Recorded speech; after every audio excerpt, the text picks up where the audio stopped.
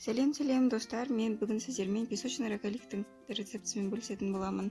Жақындарыңызға пісіріп, оларды қуантыңыздар. Сонымен бізге керегі електен өткізілген ұн және бөлме температурасындағы сары май.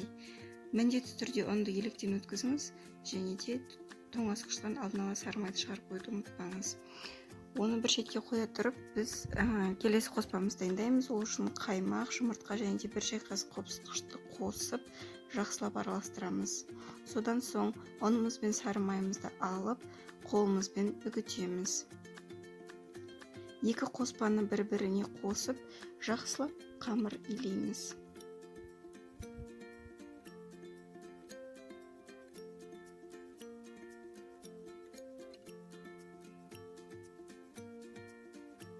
Илеу барысында қолыңызға жабысып жатса, кішкене ұн себелеп жіберуіңізге болады. Дайын болған тестамызды міндетті түрде кемінде 30 минутқа тоңазытқышқа салып қоямыз. Одан ұзағырақ тұрса, тіпті жақсы қамыр болып шығады. Дайын қамырымызды алып, ұнның көмегімен жаюға кірісеміз. Ол үшін жаймас бұрын 3-4 бөлікке бөліп алып жайғаныңыз ыңғайлы болады.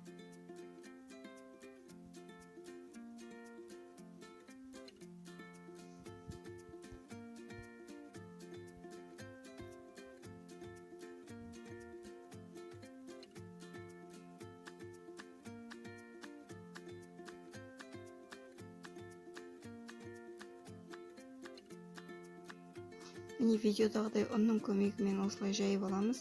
Қалыңдығы 1 сантиметрде қамыр болу қажет. Одан қалыңғып жібермеңіз, себебі рогалиге оралған кезде ол ортасы шикі болып піспей қалуы мүмкін. Рогаликті қалаған размеріңізге кесіп аламыз.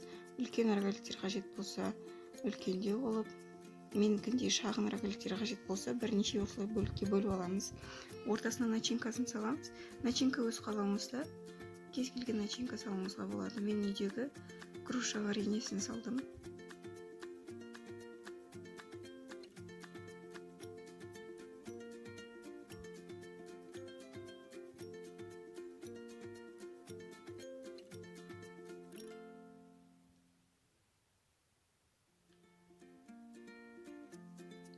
Осылай ораймыз барлығын. Орап болғаннан кейін пергамент парағына салып, жұмыртқамен бетін жағып шығамыз.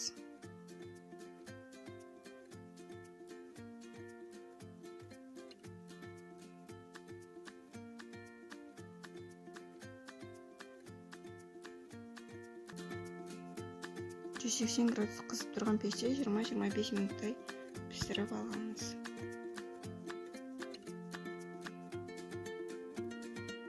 Мінекей рогалигіміз дайын болды. Ас болсын.